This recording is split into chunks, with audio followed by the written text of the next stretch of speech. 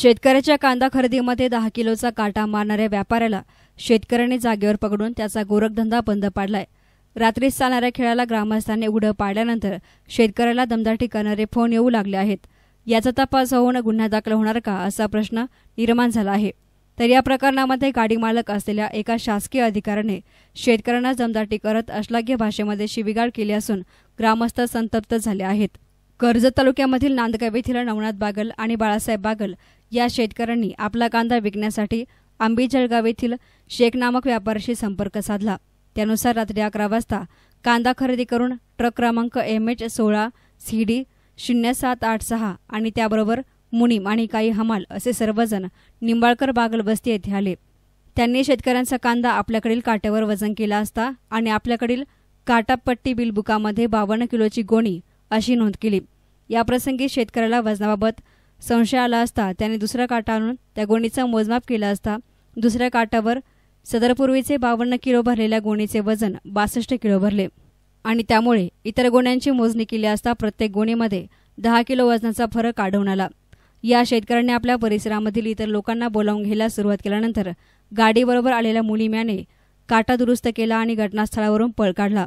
पण जमा झालेल्या शेतकऱ्यांनी सदरचा ट्रक आणि त्याचे चालक आणि त्यांच्याबरोबर आलेले हमाल त्यांना तेथेच बसवून ठेवलं। या प्रकरणी शेतकऱ्यांच्या भावना संतप्त झाल्या होत्या। या प्रसंगी काही युवक ट्रकची हवा सोडून देण्याची भाषा करत होते।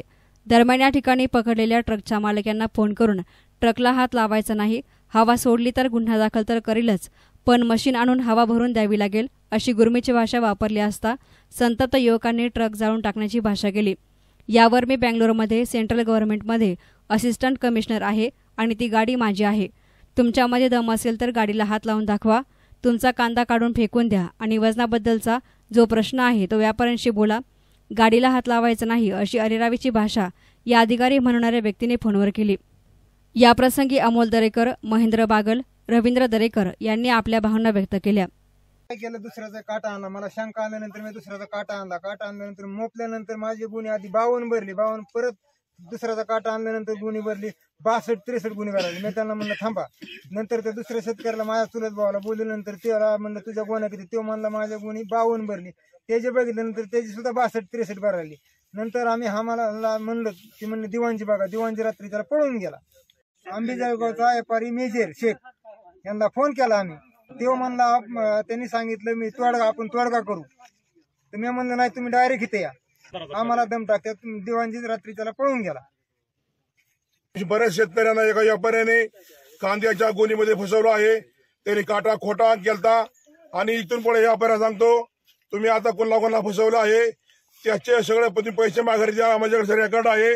52-51 गुन्हे भरत होती, तर या शेतकऱ्यांनी गुन्हे मोजल्यानंतर 62-63 गुन्हे भरत आहे। व्यापाऱ्याची इतकी वरड आहे, लोकांचं घेतलेलं कांदा बाजार कमी झाले की टाकून जातोय, बरीच नाही। लोकांना रात्रंदिवस कष्ट करावं लागते, त्याची त्याला जाणीव नाही। असं 5-5-6-6 किलो जर त्यांनी फसवायचं म्हणल्यावर त्यात कुणीतरी पुढाकार घेऊन सगळं व्यवस्थित केलं पाहिजे। गेल्या आठवड्यात तुमची किती गुन्हे टाकून गेले? 70 गुन्हे टाकून नेली, 200 गुन्हे नेली, बाकी 70 गुन्हे त्यांनी नेली नाही। बाजार उतरले, मागचे खराडीची गुन्हे त्यांनी सोडून दिली। आम्ही त्यांना सकाळी फोन केला होता मेजर साहेबांना, व्यापाऱ्यांना, तर त्यांनी त्यांच्या मुलाकडे मोबाईल दिला। मुलाने आम्हाला दम दिला शेतकऱ्यांना की आमच्या व्यापाऱ्याला तुमच्याकडे तुम्ही घेऊन जा, तुमच्या केस ठोकतो, काय करतो, आमची गाडी पाठवून द्या। तर सदर शेतकऱ्याला काहीतरी तुमच्याकडून काहीतरी व्यापाऱ्याकडून नुकसान काय आता इतकं झालेलं आहे त्याची काहीतरी त्याच्यावर गुन्हा दाखल करून त्याचे काही पैसे असतील ते मिळावेत। नांदगावमधून शेतकरी सगळे एकत्र जमा झालो होतो, आम्हाला रात्री फसवण्यात आलंय। त्यांचा दिवाणजी शेख व्यापाऱ्यांचा दिवाणजी जो आहे तो रात्री पळून गेला। जर चूक नव्हती तर पळून जाण्याचं काही कारण नव्हतं।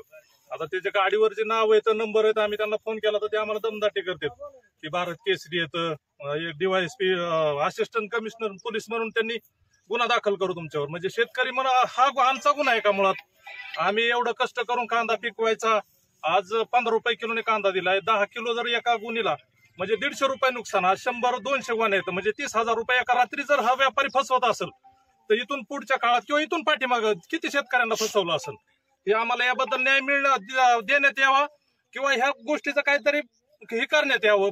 या गाडीवर नाव येतं एवढे भारत केसरी सोनू शेख मेजर ह्या दबाव आणण्याचा प्रयत्न केला जातो आमच्यावर. आमच्याकडे रेकॉर्डिंग आहे तर आम्हाला सकाळी फोन करून दम दिलाय. याच्यावर काहीतरी कारवाई करण्यात यावी याची आम्ही एक शेतकरी म्हणून एक तळतळीने आम्हाला विनंती आहे की ह्या गोष्टीवर काहीतरी मार्ग काढण्यात अधिकारी असेल त्याच्यावर कारवाई करण्यात येईल. अधिकारी कोण असिस्टंट कमिशनर म्हणून आमच्या बरोबर जे बोललाय त्याच्यावर पण गुन्हा दाखल करण्यात यावा, नाही तर अन्यथा आम्ही उपोषण तर करूच, पण आत्मदहनाचा आम्ही या ठिकाणी इशारा देतोय. सगळे मिळून आम्ही आत्मदहन करू. बैठ एसना मीडियासाठी प्रतिनिधी आशिष बोरा, कर्जत.